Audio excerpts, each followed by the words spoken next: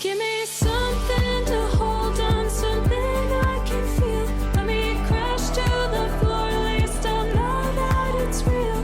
Rock bottom is scary if you've never been before. 'Cause it's easy to lose yourself on the way down. Let me get to the part where I hit solid ground.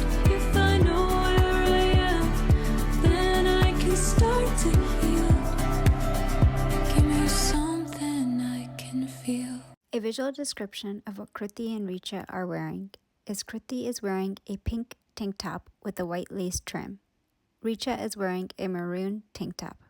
Kruti and Richa are sitting on a beige couch with blue pillows to their sides.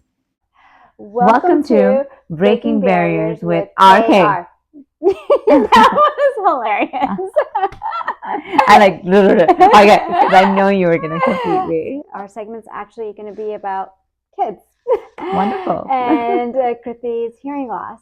So she did tell me that she had a really sweet story that she would like to share, and I was hoping you could start off with telling a story about your kids and you. Well, let me give you a sneak peek into our daily routine, weekend routine, when the kids wake up before me. Kids obviously are coming running into my room, "Mommy, good morning," and I'm just like, "Oh, it's the time to wake up." And they see my hearing aids on the night table right there, lying next to me, and they'll pick it up and very gently give them to me in my hand, and they'll be like, "Mommy, your hearing aids." And I was like, "Oh, thank you. That's the sweetest thing." And so it's like, as a parent, like they've seen me wear hearing aids and without hearing aids, and it's just amazing that they're just giving it to me. Here, let's start your morning with your hearing aids in your ears. It's normal to them.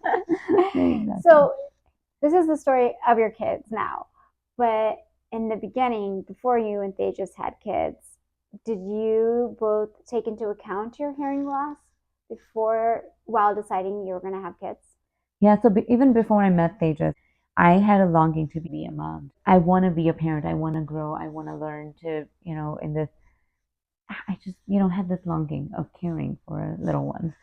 And so when we started thinking about family after we got married, this thought, I'll be honest, did cross my mind, that, whether having a child and what if I, as a parent, fail my kid upbringing by, let's say, missing out on hearing what they're saying, like little things like that. What if I get them frustrated about something that I'm not able to hear, but they're trying to communicate, right? Like communication battles. I was worried about all of those things. But flip side of it, the thought crossed my mind about what if my kid has hearing loss? And then when I thought about my kids having hearing loss, I felt like I was at ease because I felt like they would, if they did, they would have someone who already had lived experience to kind of guide them through. And I felt like that would be okay if that's the case. So let me tell you an incident about my OBGYN. So with my first pregnancy, our OB office did offer, "Hey, do you want to do genetic counseling, where you find out what is the likelihood of your kid having a disability of hearing loss?" But my husband and I both talked about it, and we're like, you know what? Even if my child has hearing loss, it doesn't matter. As a parent, as I said, I would support them in whichever way possible to make sure that we navigate this journey with a disability. Oh, so it was something that you both were like, if it happens, it happens. Exactly. And I think you kind of tapped into this, but when you became pregnant, the idea of becoming a mom became more realistic. What thoughts were running through your mind with your disability? I had to, like, with any disability, we have to prepare ourselves for something that's coming up. This is a huge thing that's coming up in a life-changing event, right? I'm used to being an adult, and if I can tell an adult, "Hey, I need you to tell me or tap my shoulder if you need my attention." How am I going to do that for the kid? Because I'm supposed to be there and available at all times. So just to prepare myself to be a parent who'd want to respond to signals, for example, sound coming from a room because the baby's crying, I want to be the first one to hear it because I don't want my baby to keep crying, for minutes because that would really make me feel really guilty. I had to Google and look up some of the ways that I'm not the first hard of hearing or deaf woman or parent. I know that there are some resources out there.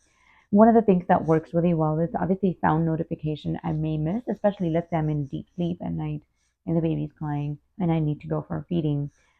I may not hear the baby monitor, but I looked into a Nest camera that gives me a sound notification on my watch, for example, that basically vibrates and gives me a buzzing notification. So I know, okay, I need to respond, to my child. Although I'm a deep sleeper, when I became a parent, that kind of changed and I was noticing every single notification I was getting from the Nest camera. So that was really helpful. There are times when I would tell my husband, hey, can you wake me up? I'm really tired. That if I still don't get the notification from my watch, then please just wake me up. And, my husband would do it. And he offered to wake up too. So no, I didn't want to, make it sound like, oh, it was all on me. But if it was time for me to breastfeed, then anyway I had to go. There's no way they just could do that. I've heard from some of my friends who've gotten hearing dogs, so like they would get a dog who's trained and who would actually come to the parent who is deaf or hard of hearing and say you need to attend the baby. So there are so many different ways kind of living and making sure that you're in a system surrounded by a system that's equipped to make you be a parent that's not going to fail your child. And you show so much love to your kids. I just love watching her parent. It's so fun. I learned so much. Oh, but now that were born and they've been in this world, they're wonderful kids. One is going to be 5 soon, yeah. and the other one is 2. So can you give some insight as to learned behavior that they've had with your disability? So learned behavior, and it has taken pretty much from the time they started communicating, talking. One of the cool things about how baby learns language and communication is if notice that they actually learn signs first. So we used to do signs all the time, like all done, I want more, a diaper change, and then milk was this one, agua with water is this. We taught the kids how to sign, but that was not necessarily because of my hearing loss. I've heard from so many parents and even my friends who are speech and language pathologists that use signs as a way of get them to communicate. But once they started having some sounds and words, I remember telling my son when he was learning, mommy is hard of hearing. If I don't hear you, that means that I'm not ignoring you. I'm here for you. You just have to come grab my attention and get me. If you're wanting to show me that you made magnetized power, just come get my attention. I'm not ignoring you. Now I have 2 kids and they're both excited to tell me something and they're talking over each other. And I'm like, guys, let's be patient. Give me, just take turns and one person talk at a time. And so they've been good about that. They also know that when I'm in a car and they start talking, and if there's certain things, yeah, it's hard because I can't see them all the time. And so they'll try to, just kind of slow it down and make sure that I'm getting word by word. Did you hear that, mommy? I said, yes, I got you. Or can you please repeat that, kid? And they'll actually repeat it for me. So it's really nice that they are really patient. And I think that has been super helpful because they're more patient because of all this in every which way. In certain ways, actually. There are times they get frustrated as well, but I feel like they're patient to me and they're loving and caring. Oh, that's awesome. And your kids really are so cute. I just think of her kids and they're so at times. They're cute. So I am also curious. I know your older one is a very curious person and your younger one is still starting to talk more. Right. So I'm guessing this question applies more to your older one. Does he ever ask about your hearing loss? Yeah, he does. Actually, just very recently, I have a really a fresh memory of him listening to a Docs with Disability podcast where Lisa Meeks, Dr. Lisa Meeks, is asking me, how were you judged in the past when you have not disclosed your disability, but how did people view you? And so then I started talking about how I felt that some people were sensing or viewing me as I was weird, or that I was rude or spacey or aloof. But my son kind of heard that and looked at me and said, "Mommy, did people really think that you were like that? I know you're not like that." And it's just like, it was so nice that he actually understood that what is visible from the outside may not be the case inside. And I felt like that has given him a lens of, hey, let's stop and think and not judge somebody. And that's just, it's just nice. I felt like I was touched by that. But yeah, there are times when he'll ask me, "Mommy, how do you put your hearing aid in? Can you please show me?" Yeah, the technical details. Yeah, exactly. There was a time when I kind of lost my earbud. Earbud is like a little bud that goes straight in your ear canal. And I was like, "I can't find it." He's like, "Don't worry, Mommy, I'll look for it. I have good eyes." It's like such a good way of like kind of helping. I feel like they're really curious, and it's just for them, it's just hearing aids or it's just hearing loss. It's like, hey, let's get on with it. Yeah. But yeah, they've definitely stopped and asked questions, and I love it. I actually love it when they're curious, when they're asking questions. I love it when they're taking interest in this. It's normal, like Yeah. we've said. Yeah.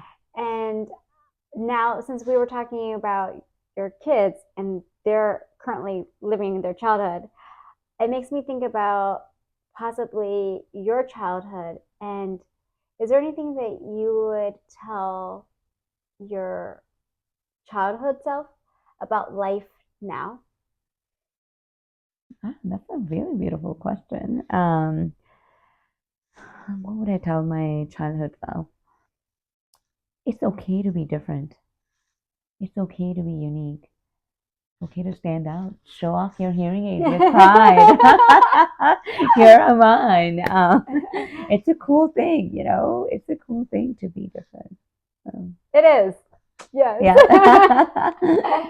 Although, if everyone was a Kruti, our world would be such a happy and loving place.